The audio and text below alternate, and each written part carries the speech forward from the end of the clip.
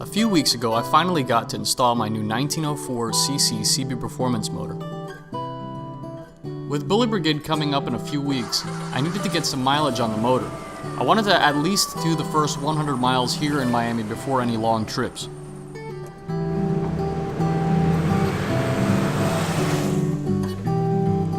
Today, we're going to do the first oil change in my CB Performance motor.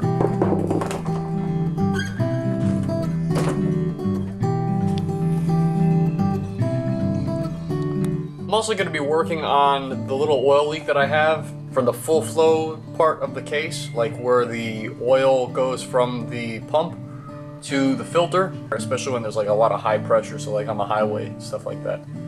But it's not a big leak, so I'm not too concerned about it. I just kind of want to stop it because I don't want my car leaking, and I can't stand the smell of burning oil at my exhaust.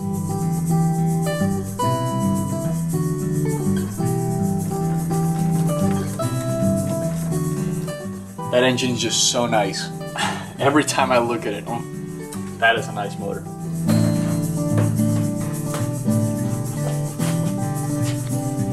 You can see where the oil's been cooking onto the exhaust. One of these two fittings here, or maybe even both of them. Before I could fix anything, the first thing I needed to do is drain all the old oil out. I talked to Pat about what we need to do with it, because I've never changed the oil on something with a lower sump before. And he said that all of the 8 bolts do need to still come off, like as if you had a screen in there, but there is a screen, but he said don't take the screen off. Just take the lower portion off to see if there's any metal stuff from when he was building the engine.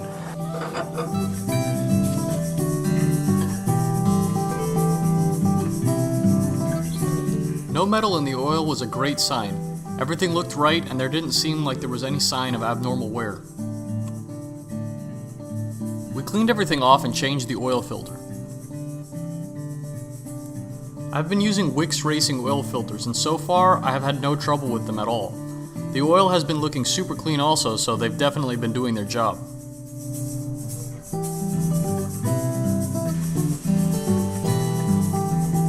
Next on the list was sealing the threads on the leaky full flow oil fittings.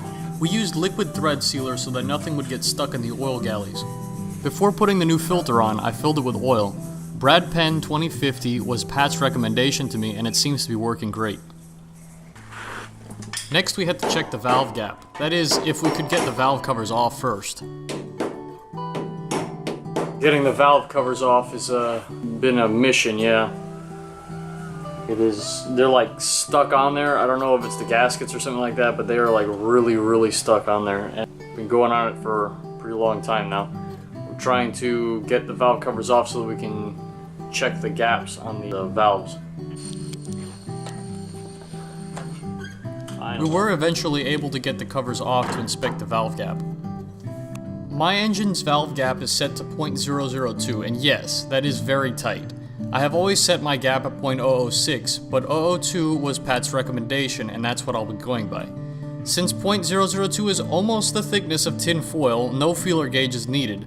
You just turn the adjuster until the rocker arm doesn't move anymore, but the pushrod can still be easily spun around. Alright, we're just letting it warm up here for about a minute, and then we're going to recheck the oil again. Before we did start it, we turned the key until the oil pressure light went back out, because we did do a lot of stuff with the oil lines, and you should do that every time you change the oil anyway, just to make sure that you got oil pressure, because all the oil has been evacuated from the system. We made sure that we had oil pressure. We plugged the distributor back in, and we started her up. Everything's running pretty good.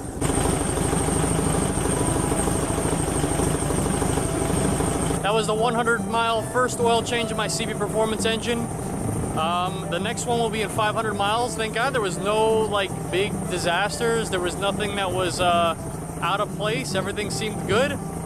And car is idling right now in the background. Hopefully you can hear it. And it's doing pretty well. So I'd say everything is good.